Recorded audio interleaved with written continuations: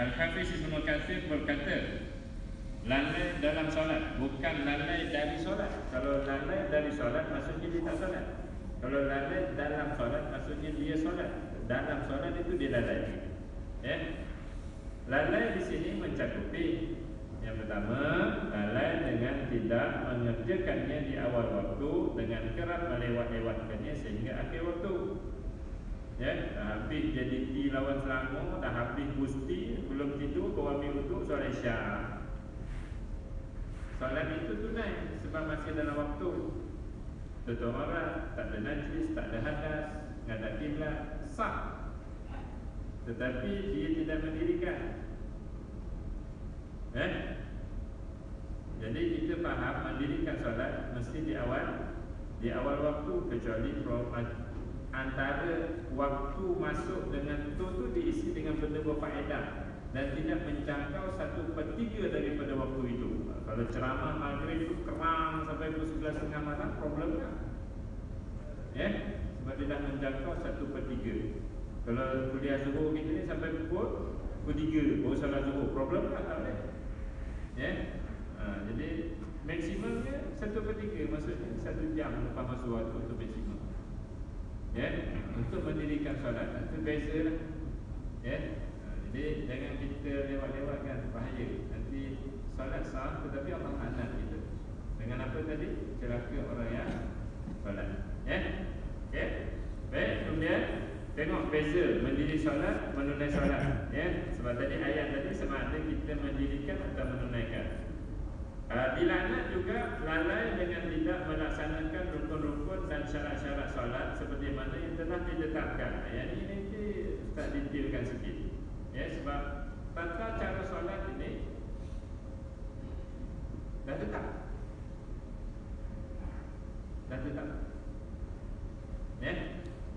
Imam perbuatannya, imam bacaannya, imam cara nak puasa semua dah ditetapkan. Siapa buat lain pada tu, solatnya sah. Sebab rukun dia dah buat elok, sah. Tetapi tata cara yang sebenar tu, yang lengkap sempurna tu tak diikut yang telah ditetapkan, maka Allah laknat juga dia. Jadi orang yang solat, saya sebut dalam khutbah 2 minggu lepas di satu masjid, saudara-saudara sekalian, qiyam, rokok, i'tidal, sujud, duduk, tasyahud, semua tu, baca tu, saudara mesti tahu yang saudara buat tu adalah tempat yang Allah syariatkan. Mesti tahu. Itu mesti. Maksudnya kalau kita rokok tu, kalau ditanya apa anda buat rokok macam ni, kerana anda belajar daripada kitab sana, ini tata cara rokok. Itu jawapan dia. Kalau kita jawab, ini sebab semua orang buat macam ni, yang tu out of service. Itu tak boleh. Jadi banyak masjid surau tu bila Ustaz tanya dalam mazhab Syafi'i ini kan sunat subuh tu baca kunut kan. Bila Ustaz tanya, tuan, ngapa pula hari ni pun boleh jawab juga lah ngapa pula kunut tu kalau kita jemaah, imam tu baca kuat, lepas tu dia senyap.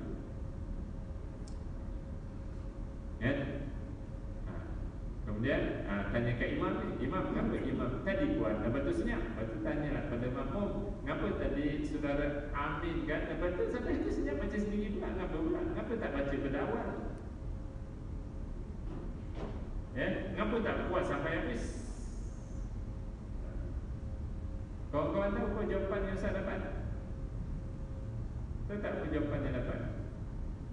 Most of them menjawab, dan macam tu kita buat dia.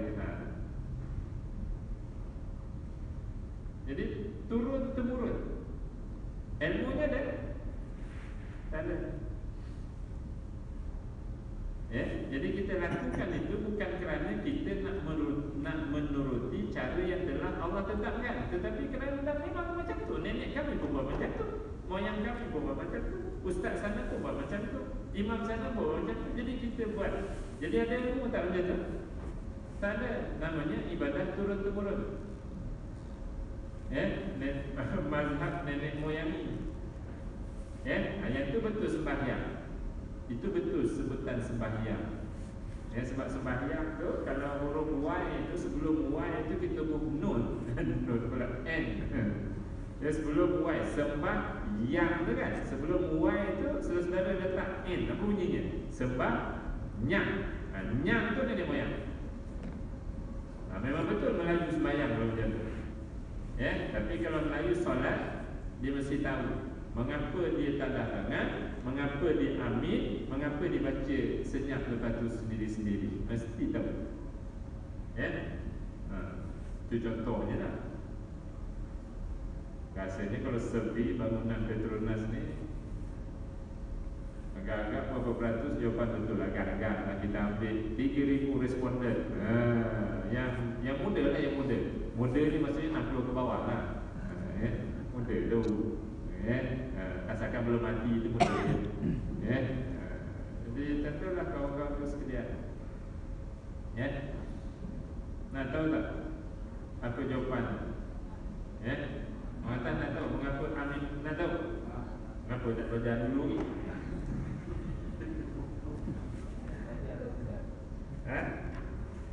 Okay, saya tunjukkanlah contoh ya. Lepas tu yang pagi nanti baca Al-Qaeda tahun 2071.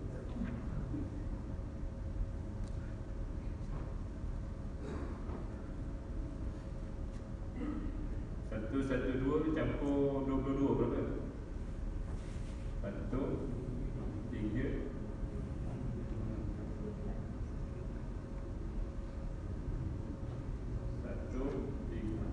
4.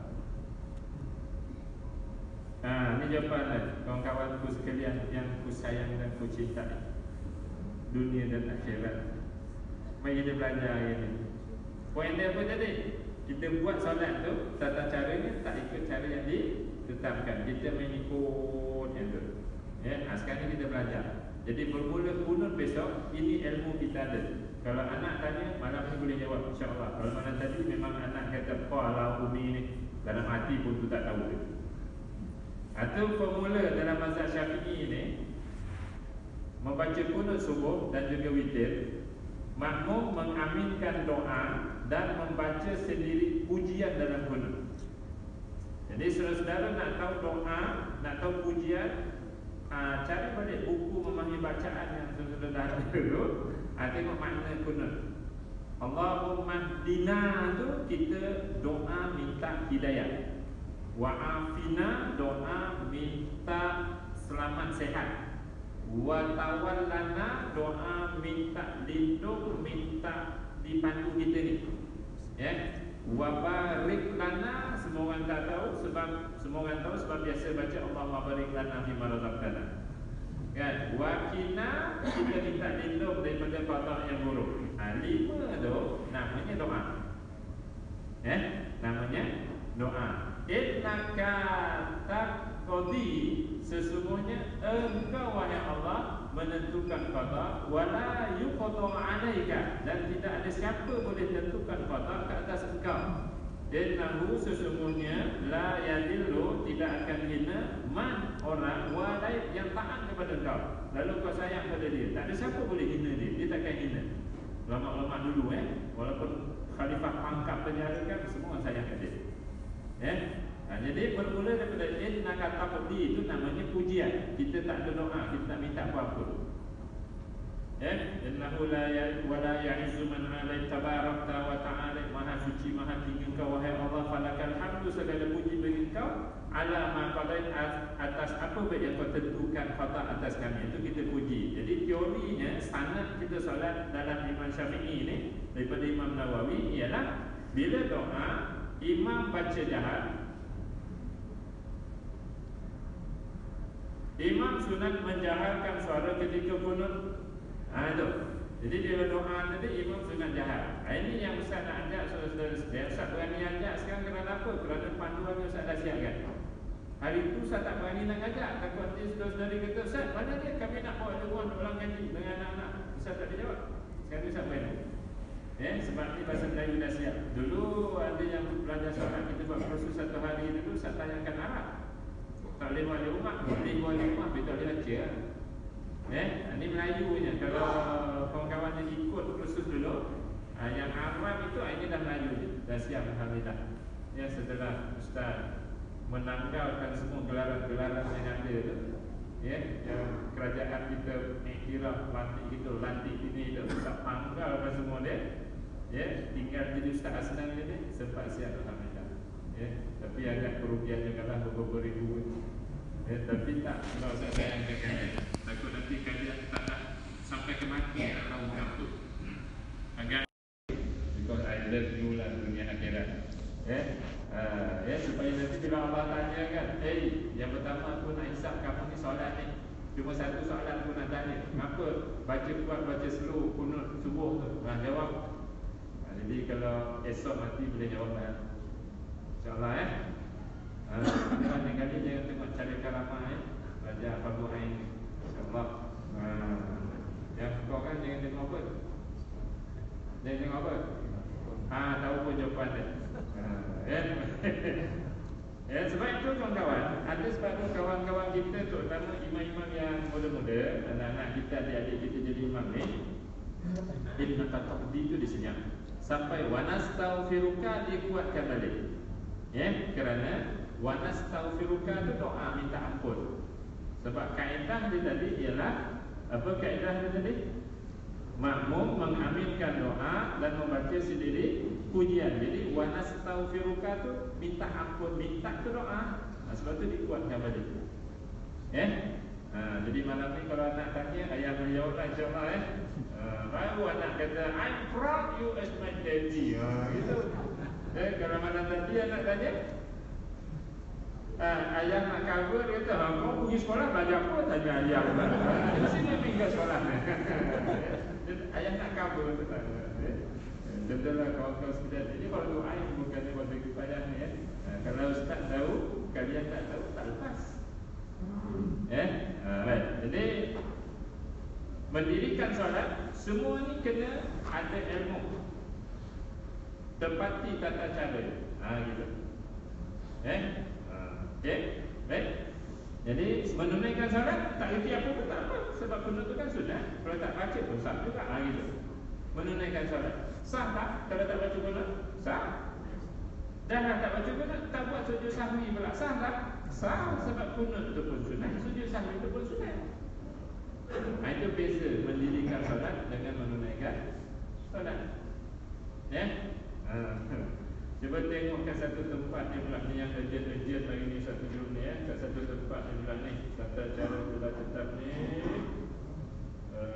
kadar 124 campur 22 tekanan 124 144. Kawan-kawan masa solat zuhur nanti buat dialog ni ini turun-temurun punya pasal.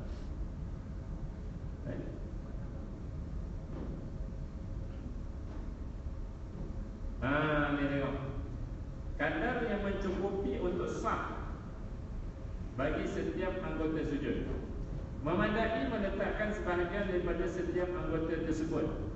Nanti Ustaz akan bagi satu tarikh bina satu mungkin sebelum Ramadan nanti kita buat di hotel 7 bintang. Kalau nak join kita bedah buku ni boleh join. Buat kat ni bukan anjuran kita lah, anjuran Ustaz sendiri. Jadi pergi hotel tu, bayar hotel tu masuk dewan. Ini yang bayar Ustaz. Ustaz bimbing free. Okey. Baik. Memadai meletakkan sebahagian daripada setiap anggota tersebut. Tengok teori dia Jadi contohnya anggota sujud tu dahi kan? Dahi. Kalau sini stapler, salah. Dia panggil apa tu yang lekat? Plaster. Stapler lain kan. Plaster sini, janganlah sujud situ. Sujud sini dah sah dah sebab ada keuzuran. Tapi kalau tak ada keuzuran, untuk mendirikan solat sujudlah di semua dahi itu. Letak sepenuhnya lah. Boleh Ni kita nak pergi bincang anak sebab yang ni banyaknya sama je, muda ke tua ke dewasa lebih kurang yang waktu solat. Mana tadi di Melaka Ustaz Teguh terang-terang dia pakcik. Sebab solat ni batal. Tengok, kadang mencukupi bagi kedua tangan ialah perut tapak tangan, sama ada perut jari-jari atau tapak tangan. Tapak tangan daripada sini sampai sini Waktu sujud, kalau orang tu dia letak jari saja, tapak diangkat, dah jadi sah dah. Kalau dia letak tapak jari diangkat, dah jadi sah dah. Ya, sama ada perut jari. Ni kan belakang sah, depan belakang kan perut kan. So ni anggota ni belakang, ni perut. Ya, jadi siapa sujud dengan elok ni, yang jauh ke depan. Siapa sujud macam tu, solatnya dah sah, bawah jari tu ditekan. Siapa sujud macam ni, tekan tapak tangan pun dah sah juga, sebab sebahagian daripada tapak tangan. Ingat teori awal tadi. Baik, sekarang siapa sujud, hujung jari dia letak, pangkal dia letak, tapi bawahnya dia lengkung.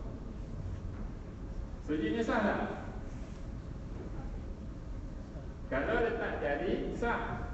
Kalau letak tapak, sah. Sekarang ni dia lengkung jari dia tu, tengah tu dia angkat, sebab dia solat sambil lewat. Maka batallah solat ni. Itu bukan menunaikan, itu langsung tak tunai lah. Okey. Ni ya. Jadi bila tengok anak kita remaja 14 tahun tengok solat kat rumah, tarik tangan dia, terus angkat di tangan dia tu, berhentikan dia solat sebab dia dah batal. Ya, tak perlu dia teruskan. Berhentikan taklimat dulu. Mari kita baca sama-sama ni. Baca. Siapa nak dapat ni kat belakang dia kata ni juga. Tapi tak banyak. Sakit pinggang tak ada angkat. Nanti kita sewa kontainer buat sini. Baca yang perenggan bawah lah. Kuliah Zuhur tak ada pidato panas-panas kan. Kita belajar sikit. Kadar mencukupi bagi kedua kaki pula ialah perut jari-jarinya. Jari kaki kita, Ustaz tak boleh nak angkat kaki lah. Atas tu namanya belakang jari, bawah ke bawah jari itu namanya perut jari. Jadi kan jari itu ada 5. Tadi formula yang ni tadi kan kita dah baca, memadai meletak sebahagian daripada setiap anggota. Jadi anggota itu ada 5 jari. Jadi mana-mana satu jari bahagian bawah dia letak kat kapet, solat ni akan jadi sah. Tapi belum mendirikan lagi. Tetapi kalau dia sujud tu hanya ujung jari dia tu dia letakkan tanpa mematangkan, solatnya batal. Ini yang kata urgent perlu dibetul.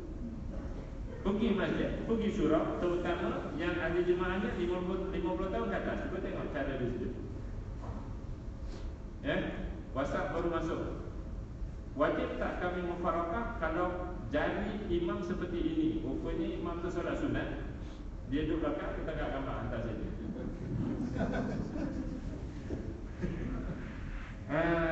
Jadi imam solat kaki dia cicah-cicah hidup. Dia tak chip, dia tak ada bengkok, dia tak bengkok. Bahaya kan? Sebab tu dilaknat tadi. Okey. Baik, kalau saudara-saudara nak tengok bab ni,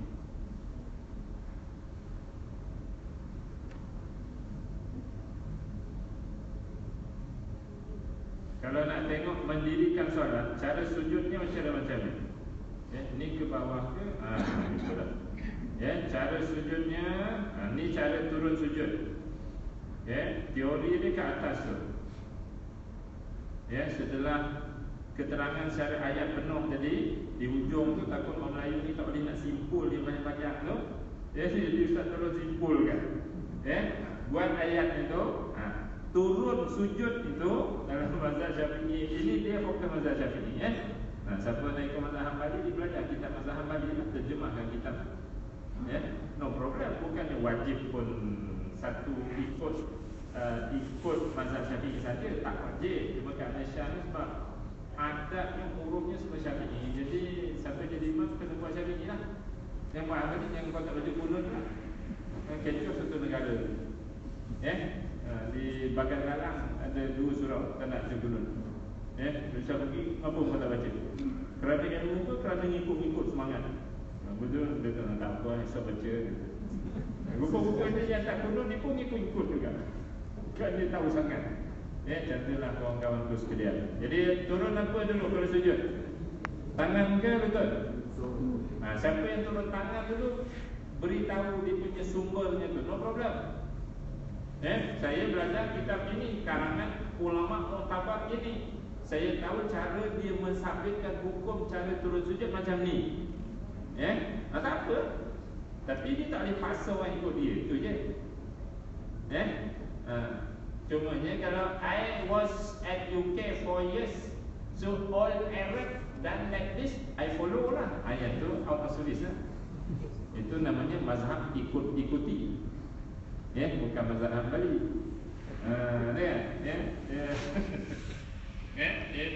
Sebelum pergi UK, elok tu solat, bagus. Tapi bila UK tak jadi mengalir. Tu nampak tu, dia angkat siku dari lantai.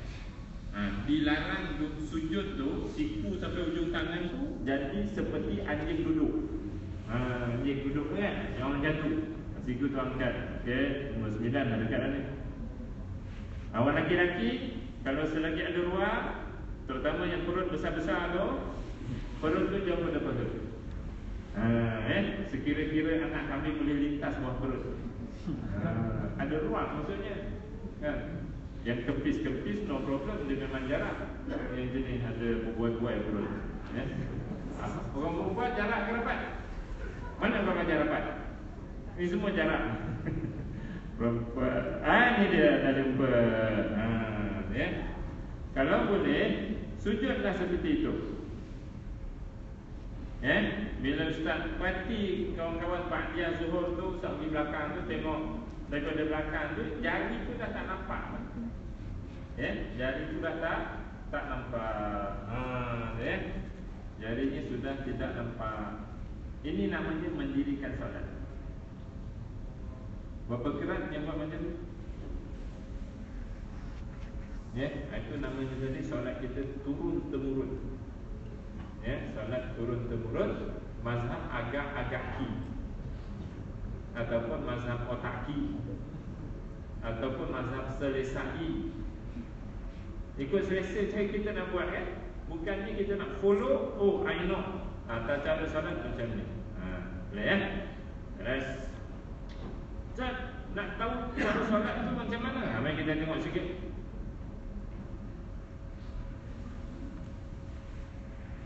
Sorry.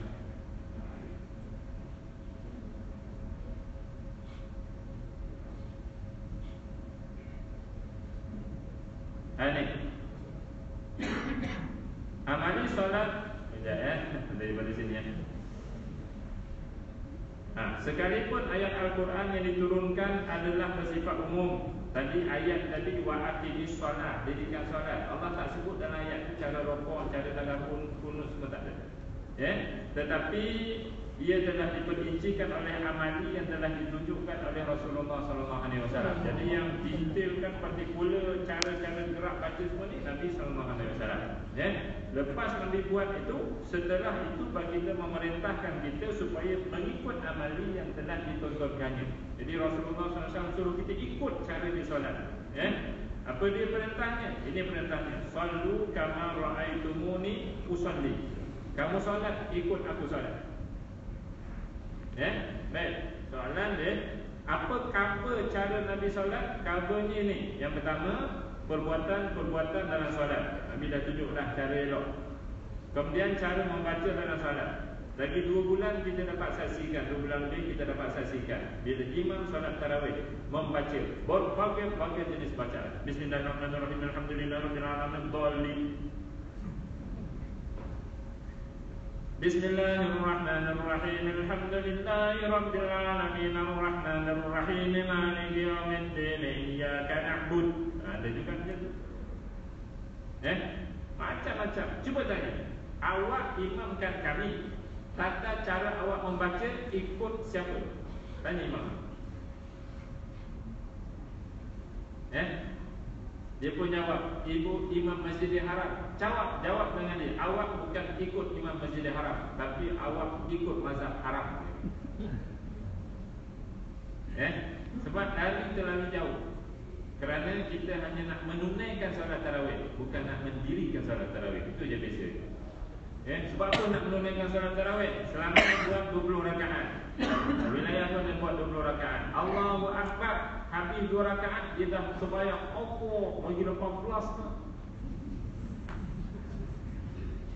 Gelap-gelap pula, macam pernah aku rasa macam tu Ustaz. Itu dia nak menunaikan sebab dia rasa heavy, dia rasa berat.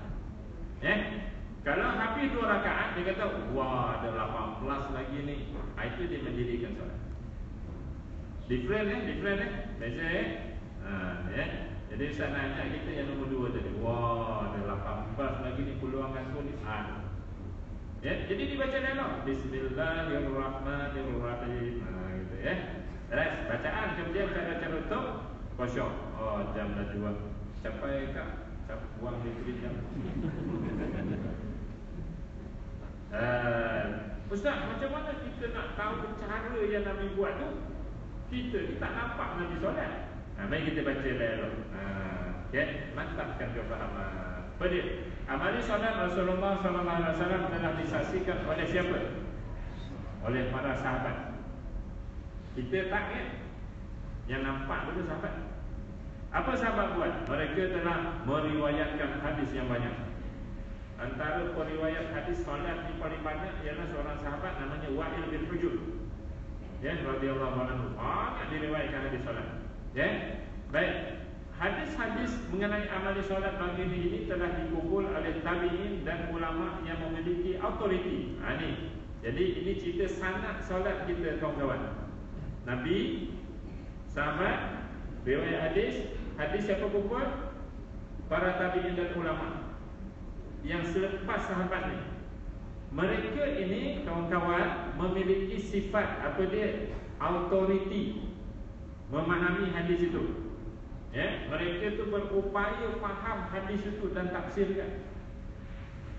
Kawan-kawan pun kadang-kadang ada cakap juga, kita tak main mazhab-mazhab ni, kita nak ikut hadis dia. Tapi kawan-kawan tak pandai nak memahami hadis itu.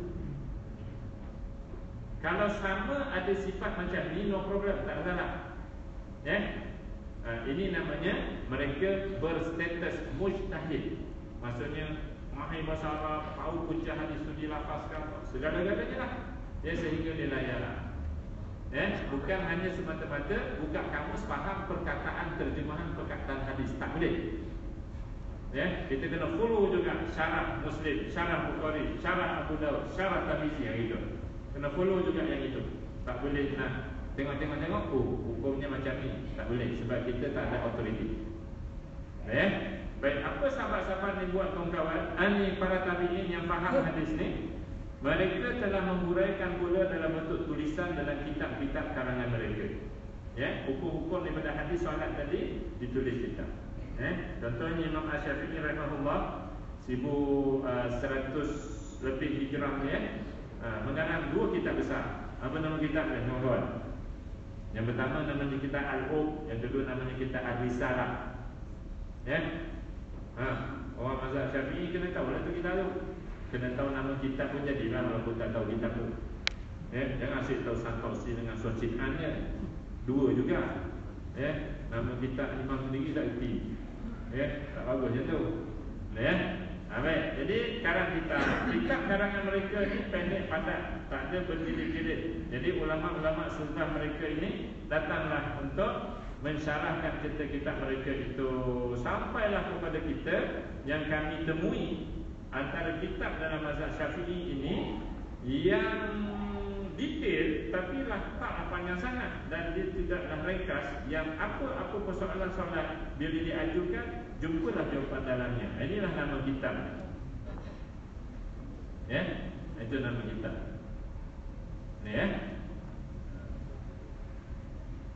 Dan kitab ni yang kita baca tadi. Yang kita baca tadi. Beres. Yang telah alhamdulillah selesai Ustaz kawan-kawan Melayu kan. Baik, last sekali. Tadi sanad solat. Orang Melayu sebut sanad Al-Fatihah, sanad 29, sanad 33. Sanad solat pernah dibincang tak? Tak ada. Itu akan cacat kita lah. Jadi Ustaz nak tampung cacat tu. Sebab kita ni kan tampung menampung antara satu sama lain kan. Baik, apa risiko solat tidak mengikut tata cara yang telah ditetapkan? Okay, jom kita baca sama-sama. Nanti solat dulu Risikonya ialah ni, sama ada solat itu sah tetapi ditolak oleh Allah, ataupun muka surat sebelah langsung tak sah. Sekarang ni saya nak tunjuk langsung tak sah tak ya? Nak tunjuk solat sah tetapi Allah tolak. Mari kita saksikan apa ulama kita tahun 600 Hijrah dulu tulis di syarah tahun 900 Hijrah dulu tentang solat sah tetapi Allah tolak. Mari kita baca sama-sama. Disunatkan khusyuk zahir dan batin. Tak perlu jelaskan. Di dalam hatinya mesti menyadari bahawa dia sedang berdiri di hadapan raja segala raja. Sebab itu kawan-kawan lelaki, kalau salat di surau pakai jubah baju Melayu, kalau salat di rumah pukul 3 petang solat zuhur balik lambat pakai apa? Suami. Pakai apa? Kalau ke masjid elok. Kalau di rumah, mengapa beza? Kita berdiri depan siapa? Feeling tu tak ada. Okey? Jadi kita kena ubahlah untuk dirikan salat. Feeling tu ada. Di dalam hatinya juga mesti menyadari bahawa solatnya akan dipersembahkan kepada Allah. Solat subuh kita tadi saudara tak ada dengan kita. Tak ada kat rumah, tak ada kat masjid, tak ada dalam beg, tak ada dalam poket kita. Dia telah dibawa disembahkan kepada siapa? Kepada Allah Subhanahu Wa Taala. Lalu diberi amaran tidak buat sunat. Disunatkan khusyuk. Khusyuk sunat. Kalau tak khusyuk sah solat. Sebab khusyuk itu sunat. Tetapi diberi amaran. Bila solat kita tadi dibawa pada Allah Ta'ala, boleh jadi Allah memulangkan semula solat itu kepadanya. Mungkin subuh kita tadi ada kat rumah lain. Allah menolak dan tidak menerimanya. Apa puncanya? Dia solat tak ikut tata cara yang dituntut oleh Allah Subhanahu Wa Taala, yang ditunjuk oleh Rasulullah Sallallahu Alaihi Wasallam. Contohnya tadi ada anak tangan kunut, baca-baca amin-amin, tak tahu apa. Kita nanya turun-temurun. Jadi solat kita sebelum ini, subuh bawa ke belakang sana, Allah terima ke tak terima? Kalau tanpa ilmu. That's why today I call you, all things you done when you solat, you doing when you solat, you must know the base of praktikal yang kita buat itu adalah ilmu. Kita duduk antara bersujud tu, kita tahu ini Muhammad bin Abdullah Rasulullah SAW buat, Allah syariatkan, aku ikut jadi. Itu sepatutnya. Otherwise nanti solat diangkat pada Allah Ta'ala, Allah kata dia bukan dia ilmu pun, dia ikut-ikut orang dah ramai-ramai, dia juga sama buat. Maka Allah pun tak terima. Ingat saudara-saudara, sedekah kita, zakat kita, umrah kita, tolong kita, nafkah keluarga kita, segala-galanya Allah akan tolak sekiranya solat kita Allah tolak. Betul tak? Sekiranya Allah terima solat kita, semua tadi ngekor macam kerabat kita api. Bila kepala tergelincir, yang belakang tak payah elok, tapi dia akan tergelincir sama. Itu yang takut. Nanti menghadap Allah SWT di masyarakat, kita kata kita bawa amal soleh, rukun-rukunnya tak ada. Sebab apa? Allah kata dah gerabak, kepala gerabaknya aku tolak, ekornya pun aku tolak. Na'udzubillah. Kita jumpa di lain masa. Sekian. Assalamualaikum warahmatullahi wabarakatuh.